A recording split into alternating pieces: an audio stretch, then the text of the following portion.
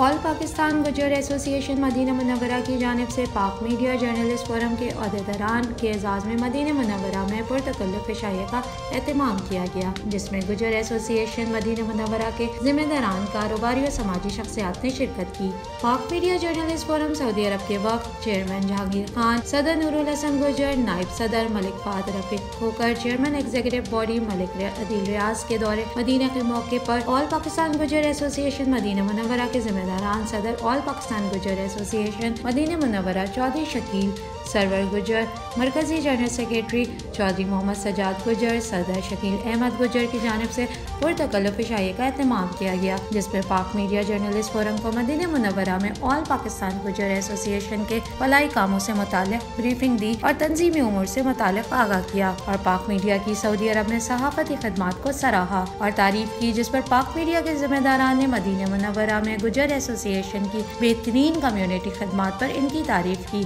और पुरतकल्लुफ़ इशाइया रखने पर तमाम जिम्मेदारान का शुक्रिया अदा किया। इशाइया से कबल पाक मीडिया मदीना मुनव्वरा के सदर सीनियर सहाफ़ी मज़हर नवाज भट्टी ने वक्त का इस्तकबाल किया और सब ने रोज़े रसूल सल्लल्लाहु अलैहि वसल्लम पर हाजिरी दी और मुल्क पाकिस्तान के अमन और खुशहाली, पाक सऊदी ताल्लुकात के इस्तेहकाम, दुनिया भर से कोरोना वबा के खात्मे और पाक मीडिया जर्नलिस्ट फोरम की मज़ीद तरक्की के लिए दुआएं भी की गई।